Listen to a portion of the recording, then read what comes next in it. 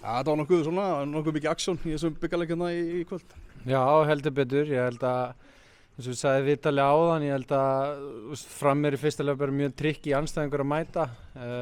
Þéttir fyrir og stórhættulegir í skyndisóknum með mjög vanmetið lið finnst mér, frábæra leikmenn. Þannig að þetta er mjög trikki að mæta, menn þú þarfst að vera mjög agaður en á sama tíma aggressífu sóknarlega. Mér fannst þau svona að fá, eins og þú segir, þetta var heldur líflegt, mér fannst þau að fá aðeins og mörg upplaup á okkur en að skora 4 mörg á þetta framlið, ég held að það sé ekkert að fara að gerast aftur í sumar, þannig að bara gott sóknarlega.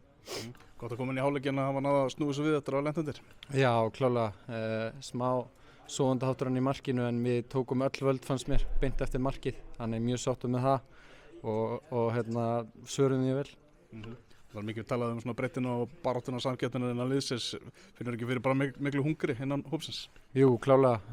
Leikmenn sem kom inn á okkur með virkilega vel inn og menn eru tilbúin að koma í staðan fyrir menn sem eru tæpir eins og í dag, þannig bara frábært.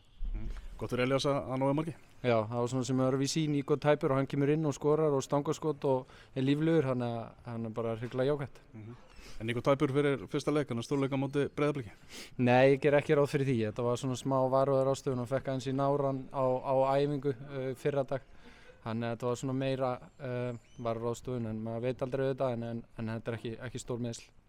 Gylfi tekinn af velli í hálfleik á það? Já, hann fekk eitthvað högg og bólnaði eitthvað, þannig að það þarf bara að skoða það. Ég get svo sem lítið dæmt á en ég á ekki von á að það sé eitthvað vesen, sko. Eftirvænting náttúrulega fyrir fyrsta leik og byrja þetta á alvöru rimmu. Já, mjög mikil eftirvænting, mjög spenntir. Nú er bara að fara á fullt að skoða blikana sem er alltaf gaman. Hafa breyst talsvert frá því að Dóri var með og þannig að við býðum spenntir þangað til að föstudagurinn kemur.